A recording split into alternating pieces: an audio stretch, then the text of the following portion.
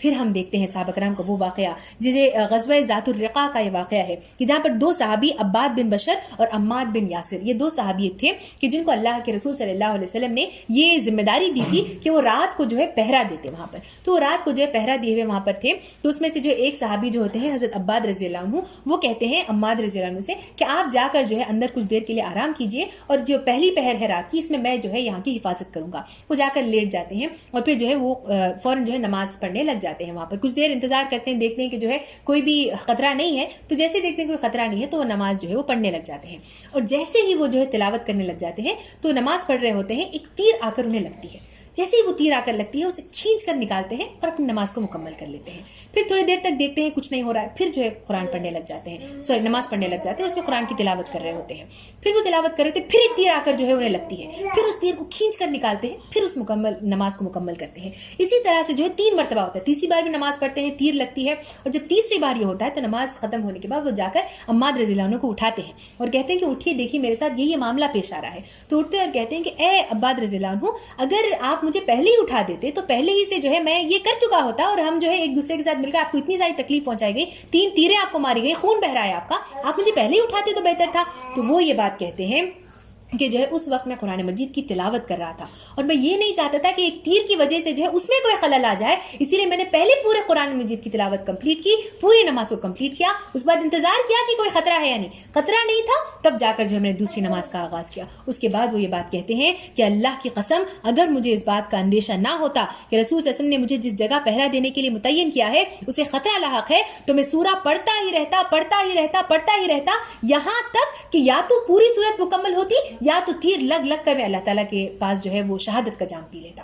تو گویا کہ قرآن مجید کی تلاوت ان کی زندگی کا حصہ بن گیا تھا کہ وہ صبح سوچتے قرآن مجید کے بارے میں، رات ہوتی قرآن مجید کے بارے میں، تو دن رات ان کے ذہنوں میں جو بات چل رہی ہوتی وہ یہی کہ ہم کس طرح سے قرآن کے پیغام کو سمجھیں اور دوسروں تک اس کا پیغام پہنچانے کی کوشش کریں. پھر جو ہے ہم دیکھتے ہیں وہ واقعہ کہ جہاں پر نبی کریم صلی اللہ علیہ وسلم ممبر پر تشریف لے جاتے ہیں اور اس کے بعد جو ہے عبداللہ بن مسعود رضی اللہ عنہ سے کہتے ہیں کہ تم مجھے قرآن کی تلاوت کر کے سناؤ. عبداللہ بن مسعود رضی اللہ عنہ کہتے ہیں کہ اے اللہ کے رسول، آپ وہ ہیں کہ جن پر قرآن جو ہے اتارا گیا ہے، آپ کو میں کیسے قرآن سنا سکتا ہوں؟ اللہ کے رسول کہتے ہیں کہ نہیں عبداللہ بن مسعود، میرا دل چاہ رہا ہے کہ کوئی مجھے قرآن کی تلاوت کر کے سنائے، تم مجھے قرآن کی تلاوت کر کے سناؤ. وہ سورہ نساء کی جو ہے تلاوت کرنے لگ جاتے ہیں. قرآن کی وہ تلاوت کر رہے ہیں، کرتے کرتے جو ہے وہ ایک آیت کو پہنچتے ہیں. جیسے ہی وہ اس آیت کو پہنچتے ہیں جس کا ترجمہ کچھ یوں ہے کہ جو ہے کیا بنے گی ان لوگوں کی اس وقت جب کہ ہم ہر امت میں سے ایک گواہ لائیں گے، اور اے نبی صلی اللہ علیہ وسلم، ہم آپ صلی اللہ علیہ وسلم کو اس امت پر گواہ بنا کر کھڑا کریں گے. جیسے ہی یہ آیت آتی ہے کہ آپ صلی اللہ علیہ وسلم کو گواہ بنا کر کھڑا کر دیا جائے گا، اللہ کے رسول فوراً ان سے کہتے ہیں عبداللہ بن مسعود سے کہ رک جائیے. اور جیسے ہی وہ رکتے ہیں عبداللہ بن مسعود کہتے ہیں کہ جیسے ہی میں پلٹ کر دیکھتا ہوں تو کیا دیکھتا ہوں کہ اللہ کے رسول صلی اللہ علیہ وسلم کی آنکھوں میں جو ہے آنسو ہیں. تو یہ جو ہے دراصل اس بات کی ہمیں بتاتا ہے کہ اللہ کے رسول صلی اللہ علیہ وسلم کو اپنی مشن کا، اپنی زندگی کے مقصد کا اتنا ڈر تھا کہ جہاں پر اللہ تعالیٰ نے کہا قرآن مجید میں کہ تمہیں گواہ بنا کر اٹھا کر دیا جائے گا، تو انہوں نے یہ سوچا کہ جو ہے اتنا ڈر انہیں لگ گیا، اتنی دہشت ان کے اندر طاری ہوگی کہیں ایسا نہ ہو کہ میں قرآن کا صحیح پیغام لوگوں تک میں نے پہنچایا ہو یا نہ پہنچایا ہو. قیامت کے روز اگر مجھ سے سوال کیا جائے گا، مجھے گواہ بنا دیا جائے گا، تو میں کس طرح اللہ تعالیٰ کے سامنے اپنا منہ دکھاؤں گا. یہ سوچ ان کے ذہن میں آتی ہے. جو ہے یہ اس سے ہم اندازہ لگا سکتے ہیں کہ اللہ کے رسول صلی اللہ علیہ وسلم نے بھی اپنی زندگی میں کس طرح سے قرآن کو جاری و ساری کرنے کی کوشش کی تھی. عزیز سامعین کرام، آئیے اب کچھ منٹ ہم یہ بھی جاننے کی کوشش کریں کہ صحابہ کرام کا تو یہ طرز عمل تھا کہ جس کے بدلے اللہ رب العالمین نے ان سب کو جنت کا پروانہ دے دیا. اب اس کے برعکس آج میں اور آپ اپنی اپنی زندگیوں پر نظر ڈالیں اور دیکھیں کہ میری اور آپ کی زندگی میں قرآن آج کہاں کہاں تک پہنچا ہے. سب سے پہلے ہم یہ بات دیکھتے ہیں کہ جو ہے قرآن کے لیے ہمارے پاس وقت موجود نہیں ہے. ہر چیز کے لیے ہمارے پاس وقت ہے. موویز دیکھنا ہے ہمارے پاس وقت ہے، فلمیں دیکھنا ہے ہمارے پاس وقت ہے، سیریلز دیکھنا ہے ہمارے پاس وقت ہے، شاپنگ کرنے جانا ہے ہمارے پاس وقت ہے. وقت اگر نہیں ہے تو قرآن مجید کی تلاوت کرنے کے لیے ہمارے پاس وقت نہیں ہے.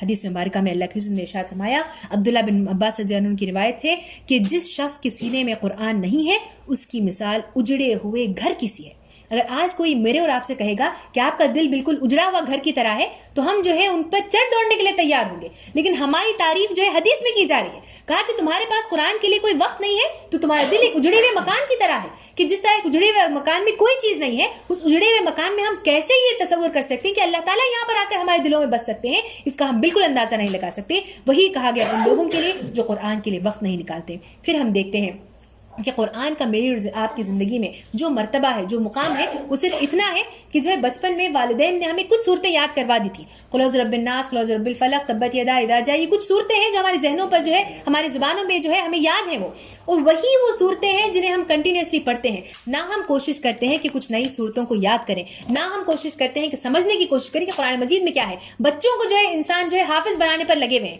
انسان چاہتا ہے، ہر انسان چاہتا ہے، ہر والدین چاہتے ہیں کہ ان کے بچے جو ہے حفاظ بن جائیں، لیکن کوئی یہ نہیں چاہتا کہ میرے اندر کوئی تبدیلی آئے. میرے پاس وقت نہیں ہے قرآن کی تلاوت کرنے کے لیے، میرے پاس وقت نہیں ہے قرآن کا حفظ کرنے کے لیے، لیکن میں اپنے بچوں کو ضرور حفاظ بناؤں گی، لیکن اپنے آپ کے اوپر جو ہے ذرا سا انسان غور و فکر نہیں کرتا، اپنی زندگی میں قرآن کو نافذ کرنے کی کوشش نہیں کرتا. یہ چیز مجھے اور آپ کو سوچنے کی ضرورت ہے کہ کیا قرآن کو ہم وہ رتبہ، وہ مقام، وہ مرتبہ دے رہے ہیں جو دینا چاہیے. یہ سوال آپ اپنے دل سے پوچھیے، میں اپنے آپ سے پوچھوں. پھر ہم ہمارا حال دیکھتے ہیں کہ ہمارا حال یہ ہے کہ قرآن مجید کو جہاں پر سننے کی بات آتی ہے تو کم سے کم وقت میں ہم جتنا قرآن کو سن سکتے ہیں اتنا سننے کی کوشش کرتے ہیں. بہترین مثال جو ہے ہم رمضان کے مہینے کے لیے لیتے ہیں. تراویح کا جو ہے جب وقت آتا ہے تو ہم سب کا وہی حال ہے، چونکہ یہاں پر جو ہے خواتین اکثر جو ہے تراویح پڑھنے کے لیے جاتی ہیں مساجد میں، تو ہم سب سے پہلے جا کر دیکھتے ہیں کہ کون سی مسجد میں سب سے چھوٹی تراویح پڑھی جاتی ہے.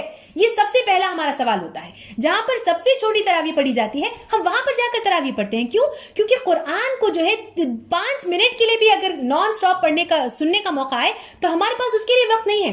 نان سٹاپ 3 گھنٹے کی فلم دیکھنے کا وقت آئے تو میرے پاس بھی وقت ہے، آپ کے پاس بھی وقت ہے، لیکن 5 منٹ نان سٹاپ قرآن مجید کو پڑھنے کا، اس کو سننے کا وقت آئے تو نہ میں سننا چاہتی ہوں نہ آپ سننا چاہتے ہیں. آپ اپنے دل سے پوچھئے، میں اپنے دل سے یہ سوال پوچھوں. پھر ہم میرا اور آپ کا حال دیکھتے ہیں کہ قرآن مجید کا استعمال ہر جو ہے جہاں جہاں پر استعمال کرنا چاہیے وہاں پر استعمال، جہاں پر اس کا اصل استعمال ہونا چاہیے وہاں پر استعمال نہیں ہوتا. اللہ تعالیٰ نے قرآن مجید کو انسانوں کی ہدایت کے لیے نازل کیا، انسانوں کے لیے کہا کہ اس کو پڑھو، اس میں تمہارے لیے ہدایت ہے. لیکن ہم انسانوں کی ہدایت کے لیے اس کو نہیں پڑھتے، بلکہ ہم اس کو کتاب کو پڑھتے ہیں. دلہن کو جب گھر سے رخصت کرنا ہو تو قرآن کے سائے میں اسے رخصت کر دیا جاتا ہے. میت سامنے لیٹی ہوئی ہو تو اس کے سامنے بیٹھ کر قرآن پڑھا جاتا ہے. تو کیا قرآن کو اللہ تعالیٰ نے میت کو سنانے کے لیے نازل کیا؟ کیا قرآن کو اللہ تعالیٰ نے ایک دلہن کو سائے میں نازل کرنے کے لیے نازل کیا؟ اگر وہ ہوتا تو اللہ تعالیٰ صاف صاف قرآن میں خود کہہ دیتا کہ میں نے کس مقصد کے لیے قرآن کو نازل کیا ہے. اس کو میرے اور آپ کے سمجھنے کے لیے نازل کیا گیا ہے، کسی کے سائے کے لیے اللہ تعالیٰ نے اس قرآن مجید کو نازل نہیں کیا ہے.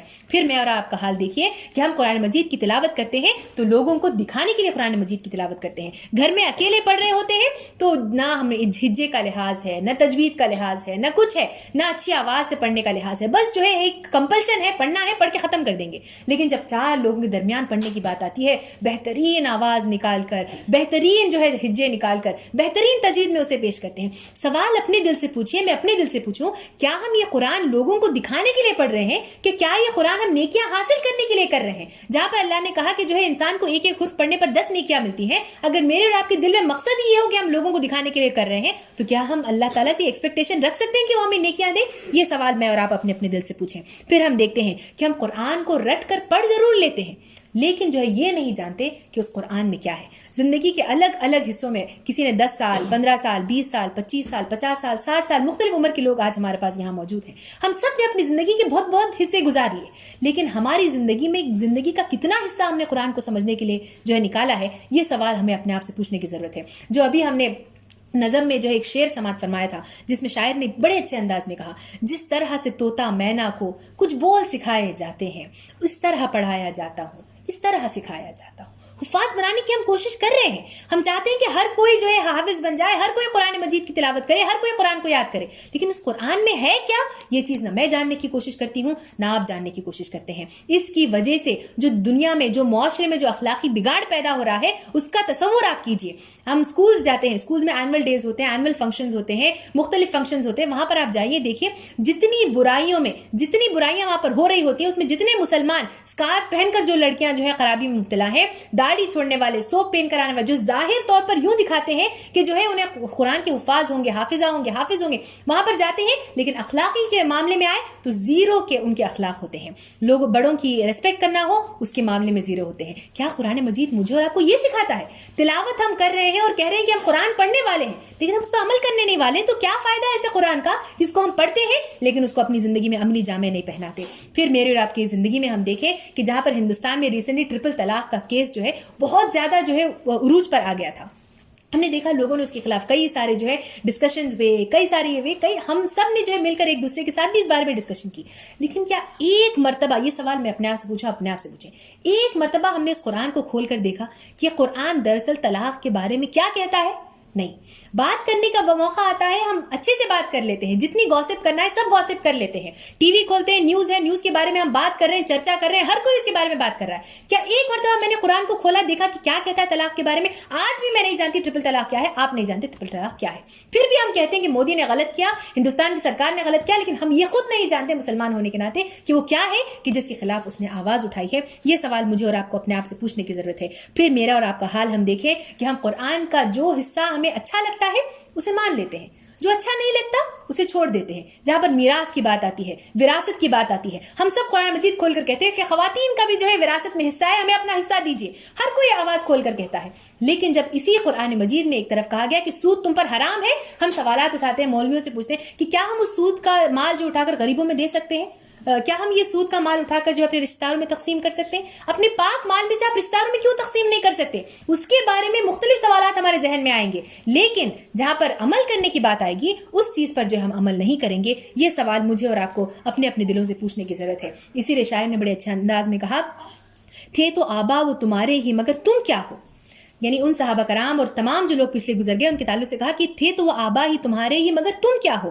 ہاتھ پر ہاتھ دھرے منتظر فردا ہو. تم انتظار کر رہے ہو کہ کوئی نہ کوئی آئے گا، کوئی نہ کوئی قرآن کو پڑھے گا، سمجھے گا، تلاوت کرے گا، دعوت کا پیغام پہنچائے گا. اللہ تعالیٰ نے قرآن مجید میں کہا کہ تم میں سے کچھ لوگ تو ایسے ضرور ہونے چاہیے جو دین کا پیغام سیکھتے ہیں اور دوسروں کو سکھاتے ہیں. یہ دین کا پیغام سیکھنے اور سکھانے والے میں اور آپ کیوں نہیں بن سکتے؟ کیا ضروری ہے کہ اس کے لیے کوئی عالم دین ہی آئے؟ کیا اس کے لیے ضروری ہے کہ ہم کسی مدرسے میں ہی جا کر پڑھیں؟ کیا اس کے لیے ضروری ہے کہ ہم اپنی زندگی کے 5-10 سال جو فقہ کی کتابوں کو پڑھنے میں ہی لگا دیں؟ کیا یہ ضروری ہے کہ ہم کسی مدرسے میں جا کر پڑھیں؟ یہ بات کہیں پر نہیں کہی گئی. میں بھی قرآن مجید پڑھ سکتی ہوں، آپ بھی پڑھ سکتے ہیں، ہر کسی کے لیے ایکسیسیبل ہے، ہر لینگویج میں ایکسیسیبل ہے، ہر لینگویج میں اس کی تفسیر موجود ہے. لیکن میرے پاس قرآن کے لیے وقت موجود نہیں ہے، آپ کے پاس قرآن کے لیے وقت موجود نہیں ہے. عزیز سامعین کرام، اس پورے بگاڑ کی جو جڑ ہے، اگر ہم اس کو معلوم کرنے کی کوشش کریں کہ اس کی جڑ کیا ہے، تو اس کی سب سے پہلی وجہ یہ ہے کہ ہم نے قرآن کو اپنی زندگی میں وہ اہمیت نہیں دی جس اہمیت کا وہ حامل تھا. جو اہمیت اس کو دینی چاہیے، جو پڑھنا چاہیے، وہ نہیں پڑھتے. صبح میں اٹھتے ہیں، کبھی رات میں پڑھتے ہوئے ہم نے سورہ ملک پڑھ لیا، کبھی ہم نے جمعہ کے دن سورہ کہف پڑھ لیا، بس یہی ہو گیا ختم. یہ بھی نہیں جاننے کی کوشش کرتے کہ جمعہ کے دن ہم سورہ کہف جو پڑھتے ہیں اس کے اندر اللہ تعالیٰ کیا کہنا چاہتا ہے، یہ بھی ہم جاننے کی کوشش نہیں کرتے. یہ سب سے پہلی وجہ ہے. دوسری وجہ یہ ہے کہ ہم قرآن کو پڑھنے کا جو مقصد ہے ہمارا، وہ بدل گیا ہے. قرآن کو پڑھنے کا مقصد اس پر عمل کرنا نہیں رہا. ہم قرآن کو پڑھتے ہیں تو قصے کہانیاں سننے کے لیے پڑھتے ہیں، قرآن کو پڑھتے ہیں تو درس قرآن دینے کے لیے پڑھتے ہیں، قرآن کو پڑھتے ہیں تو گروپ ڈسکشن جب ہو تو اس میں بہترین پوائنٹس لے کر آؤں قرآن مجید کی، وہ کرنے کے لیے ہم پڑھتے ہیں. اگر ہم اس لیے قرآن مجید کو پڑھیں گے تو کیسا میرے اور آپ کے دل تک قرآن مجید پہنچ سکتا ہے؟ تیسری وجہ اس کی یہ ہے کہ ہم نے قرآن کے اصل کو چھوڑ کر اس کے جو ہے لفظوں میں جو ہے الجھ کر ہم بیٹھ گئے ہیں. ہم کسی فلاں کو دیکھ کر کہتے ہیں کہ ان کا جو ہے وہ ہجا صحیح نہیں ہے، وہ ہا کو صحیح سے پروناؤنس نہیں کرتی، وہ قرآن کا کیا پیغام لوگوں تک پہنچائیں گے؟ وہ جو ہے فلاں اس کا تلفظ صحیح سے نکالتی نہیں ہے، وہ کیا قرآن کا پیغام دوسروں تک پہنچائیں گے؟ یہ جو ہے ہم کہتے ہیں، یہ جاننے کی بجائے کہ وہ کیا کہہ رہے ہیں، قرآن میں کیا ہے، یہ جاننے کی کوشش نہیں کرتے. تنقید کرنے کا وقت آتا ہے، ہر کسی پر تنقید کرتے ہیں کہ انہیں قرآن پڑھنے نہیں آتا، لیکن قرآن کی جو ہے وہ دعوت دینے کے لیے کھڑے ہو گئے ہیں. پھر ہم دیکھتے ہیں کہ ہم تنقید کرتے ہیں تجھے قرآن تفاسیر کے اوپر کہ فلاں تفسیر ہے، فلاں کون سی تفسیر ہم پڑھیں، فلاں صاحب نے لکھی ہے وہ غلط ہے، فلاں صاحب نے لکھی ہے وہ غلط ہے، وہ بھی تفسیر غلط ہے، وہ ہم کون سی تفسیر پڑھیں، کون سی چیز کریں؟ آپ کوئی بھی تفسیر اٹھا کر پڑھیں گے تو کوئی بھی تفسیر ہوگی، کوئی بھی ترجمہ ہوگا، قرآن ایک ہی مقصد لے کر اس دنیا میں آیا ہے، اسی کے بس الفاظ کی ہیرا پھیری ہو سکتی ہے، لیکن جو پیغام پہنچانا ہے، کوئی بھی ترجمہ آپ پڑھیں، کوئی بھی تفسیر پہنچے، وہی پیغام آپ کو پہنچائے گی. لیکن ہم وہ پڑھنے کی کوشش نہیں کرتے، بس تنقید کرتے ہی بیٹھ جاتے ہیں. اللہ کے رسول صلی اللہ علیہ وسلم نے جو ایک واقعہ پیش آیا تھا جب عبداللہ بن مسعود رضی اللہ عنہ ایک مرتبہ جو ہے وہ ایک کسی صحابی کو سنتے ہیں کہ وہ قرآن مجید کی تلاوت کر رہے ہیں، تو جو ہے وہ اس طرح سے تلاوت نہیں کر رہے ہوتے جس طرح حضور صلی اللہ علیہ وسلم کی تلاوت کر رہے ہوتے ہیں. تو اللہ کے رسول ان کے پاس جاتے ہیں، بہت ناراض ہوتے ہیں. وہ جا کر اللہ کے رسول کہتے ہیں کہ اللہ کے رسول دیکھیے میں نے فلاں شخص کو اس طرح سے سنا، وہ صحیح سے قرآن مجید تلاوت نہیں کر رہا تھا، اور شکایت کرتے ہیں. اللہ کے رسول صلی اللہ علیہ وسلم کا اس وقت آپ نمونہ دیکھیے کہ وہ جو بات کہتے ہیں ان کو یہ بات بالکل ناگزیر گزرتی ہے، ان کو بالکل یہ بات پسند نہیں آتی. فوراً کہتے ہیں کہ جو ہے تم دونوں ہی ٹھیک طریقے سے پڑھ رہے تھے، آپس میں اختلاف مت کرو، کیونکہ تم سے پہلے جو قومیں ہلاک ہوئی ہیں وہ اختلاف ہی کی وجہ سے ہلاک ہوئی ہیں. اختلاف کرتے نہ بیٹھ جاؤ، یہ چیز غلط ہے، وہ چیز غلط ہے، اس طرح پڑھنا غلط ہے، اس طرح پڑھنا غلط ہے. نہیں، سمجھنے کی کوشش کرو کہ کیا پیغام ہے جو تمہیں پہنچایا جا رہا ہے, اس پر اپنا وقت لگاؤ, اس کو سمجھنے کی کوشش کرو. اس کے لیے ہم نے قرآن کو نازل کیا گیا ہے, یہ اللہ کے رسول صلی اللہ علیہ وسلم نے کہا. تو گویا کہ ان تمام باتوں کو سامنے رکھنے کے بعد اب میری اور آپ کی جو ذمہ داری عائد ہوتی ہے وہ کچھ یوں ہے. سب سے پہلی چیز جو مجھے اور آپ کو کرنا ہے وہ ہے قرآن مجید کی تلاوت کرنا, اس سے شغف حاصل کرنے کی کوشش کرنا. حدیث مبارکہ میں آج عائشہ رضی اللہ عنہ روایت کرتی ہے کہ قرآن کا ماہر قرآن کے لکھنے والے معزز اور پاک فرشتوں کے ساتھ ہوگا, اور جو شخص قرآن کو اٹک اٹک کر اور بڑی مشکل سے پڑھتا رہے گا اس کے لیے دوہرا اجر ہے. یہ نہیں ہے کہ جو ہے مجھے قرآن پڑھنے نہیں آتا, اس کی تجوید نہیں آتی, میں پڑھتی ہوں تو اٹک اٹک کے پڑھتی ہوں اس لیے پڑھوں گی. نہیں, کہا گیا کہ تم اٹک اٹک کر پڑھتے ہو تو دوہرا اجر تمہیں ملے گا اس شخص کے بدلے کہ جو انسان اس کو بالکل فلوئنٹلی اور اچھے سے پڑھتا ہے, تمہیں ڈبل اجر ملے گا کیونکہ تم کوشش تو کر رہے ہو قرآن مجید کو پڑھنے کی. تو سب سے پہلا کام جو مجھے اور آپ کو کرنا ہے وہ ہے قرآن مجید کی تلاوت کرنا. دوسرا کام جو کرنا ہے کہ قرآن کے ساتھ ٹچ میں ہمیشہ رہیے, قرآن کو جو ہے اپنی زندگی کا حصہ بنا لیں. یہ نہیں ہو کہ جو ہے آج جو ہے ہمیں اچانک ہم جو ہے ہمارے جذبات یہ ہو گئے تو ہم آج جا کر جو ہے قرآن مجید کے 10 پیجز کی تلاوت کرتے ہیں, کل سے جو ہے ہم نے قرآن کی تلاوت کرنا چھوڑ دی. ایک ہفتے تک جو ہے روزانہ ہم 15 پیجز کی تلاوت کر رہے ہیں, اس کے بعد ہم نے قرآن کو چھوڑ دیا. یہ نہ ہو, مستقل مزاجی اپنے اندر پیدا کریں. قرآن کا روزانہ آپ 2 ہی آیتیں پڑھیں, ایک ہی آیت پڑھیں, ایک ہی آیت کا ترجمہ پڑھیں, ایک ہی آیت کی تفسیر پڑھیں, اس سے زیادہ جانے کی ضرورت بھی نہیں ہے. ایک ہی آیت پڑھیے لیکن روزانہ اپنی زندگی کا اس کو حصہ بنائیے. اللہ کے رسول صلی اللہ علیہ وسلم نے کہا کہ جو ہے قرآن کو یاد کرنے والے شخص کی مثال اس کی جیسی ہے کہ جس کے پاس بندھے ہوئے اونٹ ہوں. اگر آپ کے پاس بندھے ہوئے اونٹ ہوں, اگر آپ اس بات کا خیال رکھتے رہیں کہ جو ہے وہ بندھے ہوئے اونٹ میرے پاس ہیں, ان کو باندھ کر رکھیں گے تو آپ کے پاس رہیں گے. اگر آپ غفلت کا شکار ہو جائیں گے کہ جو ہے ان کو دیکھنے کی ضرورت نہیں ہے, تو جس طرح وہ اونٹنیاں جو ہے وہاں سے چھوڑ کر چلے جائیں گی, ٹھیک اسی طرح سے جو ہے اگر انسان قرآن کے ساتھ ٹچ میں نہیں رہے گا تو قرآن انسان کے ذہن سے, انسان کے دل سے جو ہے آہستہ آہستہ دور ہوتا ہوا چلا جائے گا. تیسرا کام جو مجھے آپ کو کرنا ہے وہ یہ کہ قرآن کو سمجھ کر پڑھنا ہے. قرآن کو سمجھنے کی بھی کوشش کیجیے. یہ نہ ہو کہ ہم تلاوت ہی میں جو ہے اپنا پوری زندگی لگا دیتے ہیں اور یہ جاننے کی کوشش نہیں کرتے کہ جو ہے اس کے اندر کیا کلام موجود ہے. میں اور آپ کوئی نہ کوئی زبان مجھے اور آپ کو پڑھنی ضرور آتی ہے, اردو ہو, انگریزی ہو, آپ کی جو بھی اپنی زبان ہو, جو بھی زبان آپ کو پڑھنے آتی, یقین مانیے اگر ہم یہ کام نہیں کریں گے تو اللہ تعالیٰ قیامت کے دن مجھ سے اور آپ سے ضرور سوال کرے گا. کیونکہ آج مسئلہ جو ہے قرآن کے تراجم کا جو یہ ہے, جو جتنے لینگویجز میں موجود ہے وہ مسئلہ نہیں ہے. اللہ تعالیٰ مجھ سے آپ سے ضرور سوال کرے گا کہ کیا تمہیں فلاں زبان پڑھنے نہیں آتی تھی, کیا تم قرآن مجید کو اٹھا کر جو اس کی تفسیر نہیں پڑھ سکتے تھے. یہ سوال مجھ سے بھی ہوگا, آپ سے بھی ہوگا. اسی لیے میں اور آپ اس کو اپنی زندگی میں سوچ سمجھ کر اس کو سمجھنے کی کوشش کریں. اور آخری کام جو ہمیں کرنا ہے وہ ہے کہ جب ہم پڑھ لیں, سمجھ لیں, تو اس پر عمل کرنے کی بھی کوشش کریں. یہ نہ ہو کہ جو ہے ہم نے قرآن مجید کی کچھ باتیں پڑھ لی, سن لی, سمجھ لی. ہم جو مختلف یہاں پر جو پروگرامز ہوتے ہیں ان میں اسی قرآن کی ہدایت میرے اور آپ تک پہنچائی جاتی ہیں. ہم ان کو سن کر اپنی زندگی میں عمل پیرا ہونے کی کوشش کریں. یہ نہ ہو کہ جو ہم نے سنا 2 منٹ بعد ہم یہاں سے باہر نکل کے تمام باتوں کو یہیں چھوڑ کر ہم چلے گئے. ایسا نہ ہو, بلکہ ہم اس کو اپنی زندگی میں جو ہے جاری و ساری کرنے کی کوشش کریں. یہ کام مجھے اور آپ کو کرنا ہے. آخری کام جو کرنا ہے وہ یہ کہ جتنے بھی سوالات آپ کے ہیں ان سوالات کے جوابات قرآن میں ڈھونڈنے کی کوشش کیجیے, رجوع کیجیے, پلٹئیے, قرآن کی طرف پلٹیے. دوسری جگہ جانے کی ضرورت نہیں ہے. ہر کسی کا سوال کا جواب آپ کو اسی قرآن کے اندر ملے گا. آپ اس قرآن کی طرف پلٹیے, رجوع کیجیے, اس سے جو ہے اپنے سوالات کے جوابات ڈھونڈنے کی کوشش کیجیے. جس طرح سے صحابہ کرام نے اپنی زندگی کا مقصد قرآن مجید کو جو ہے اس کا قیام اور اس کا پیغام لوگوں تک پہنچانا رکھا تھا, میں اور آپ اپنی زندگیوں کا بھی مقصد اسی قرآن مجید کو لوگوں تک پہنچانا, یہ میری اور آپ کی زندگی کا مقصد بن جائے. یہ دراصل مجھے اور آپ کو کرنے کی ضرورت ہے. اللہ کے رسول نے ارشاد فرمایا کہ بے شک انسان کے دلوں کو زنگ لگتا ہے. صحابہ کرام نے پوچھا کہ اللہ کے رسول اس زنگ کو دھونے کا کیا طریقہ ہے؟ تو کہا کہ 2 طریقے ہیں. ایک تو یہ کہ تم قرآن مجید کی تلاوت کرو, اور دوسرا یہ کہ تم موت کو کثرت سے یاد کرو. میں اور آپ قرآن مجید کی تلاوت کریں گے تو میرے اور آپ کے دل میں زنگ آلود ہو چکے ہوں گے. ہمیں جو ہے ہمارے سامنے قرآن کی باتیں کہی جاتی ہیں لیکن ہمارے دل پر اس کا کوئی اثر نہیں ہوتا. ہمیں ضرورت اس بات کی ہے کہ ہم قرآن مجید کو اپنی زندگی کا حصہ بنانے کی حتی الامکان کوشش کریں. جہاں پر موقع ملے درس و تداریس کا, ہم درس و تداریس کا بھی کام کریں. جہاں پر موقع ملے گھر کے اندر جائیں تو جو ہے اپنے گھر, شوہر, بچے, جہاں پر اپنے رشتے دار ہیں ان تک جو ہے قرآن کا پیغام پہنچانے کی کوشش کریں. جہاں تک ہو سکے لوگوں تک جو ہے اس دین کا پیغام پہنچائیں اور قرآن کی طرف پلٹیں, قرآن کو اپنی زندگی کا حصہ بنانے. آخر ایک واقعہ کہتے ہوئے میں اپنی بات کو ختم کروں گی کہ جو ہے اللہ تعالیٰ کے رسول نے اپنی حدیث مبارکہ میں کہا کہ جب انسان کا انتقال ہوتا ہے اور پھر اس کے بعد جب وہ قبر میں اسے دفنا دیا جاتا ہے تو وہاں پر جب انسان کے سوالات کے جوابات کا وقت آتا ہے تو وہ دیکھتا ہے کہ ایک چیز ہوتی ہے جو آ کر انسان کو چمٹ جاتی ہے، اور وہی چیز انسان کے سوالات کے جوابات بھی دیتی ہے، یہاں تک کہ جب تک اسے جنت کا پروانہ نہیں دیا جاتا وہ چیز چمٹ کر اس شخص کے ساتھ رہتی ہے۔ اس وقت جب پورا ختم ہو جاتا ہے، انسان کو جنت کا پروانہ دیا جاتا ہے، تو انسان حیران اور پریشان ہو کر اس چیز سے پوچھتا ہے کہ بتا یہ چیز تو کون ہے؟ جب میرے شوہر، میری بیوی، میرے بچے، میرے رشتہ دار، تمام لوگ مجھے چھوڑ کر چلے گئے ہیں، اس وقت تو کون ہے جو آ کر چاہتا ہے کہ میں مخلص طور پر چاہتا ہے کہ میں جنت کو چلے جاؤں؟ تو وہ چیز کہتی ہے کہ میں قرآن مجید ہوں، جس طرح تم نے دنیا میں مجھے نہیں چھوڑا تھا اس وقت میں تمہیں اکیلا نہیں چھوڑ سکتی، اس لیے جب تک اللہ تعالیٰ نے تمہیں جنت کا پروانہ نہیں دیا میں یہاں سے نہیں جاؤں گا۔ یہ کہہ کر انسان کو جب تک جنت کا پروانہ نہیں ملتا وہ وہاں سے نہیں جائے گا، اور اسی کے بدلے اللہ تعالیٰ اسی کی سفارش پر انسان کو جنت کا پروانہ انسان کو عطا کیا جائے گا۔ عزیز سامعین کرام، آج دنیا کے جتنے بھی حالات ہیں جس کے تعلق سے ہم کہتے ہیں کہ آج ہندوستان کے حالات کتنے خراب ہو گئے ہیں، ان تمام خرابیوں کا ایک اہم وجہ یہ ہے کہ ہم قرآن سے غفلت ہم نے برت لی ہے۔ اللہ کے رسول نے حدیث مبارکہ میں ارشاد فرمایا کہ حکمرانوں کے دل اللہ کے ہاتھ میں ہوتے ہیں، اگر تم اچھے کام کرو گے تو اللہ تعالیٰ اسی حکمران کے دل کو بالکل تمہارے لیے نرم کر دے گا، اور اگر ہم غلط کام کریں گے تو وہی حکمران کے دل وہ ہمارے لیے سخت کر دیے جائیں گے۔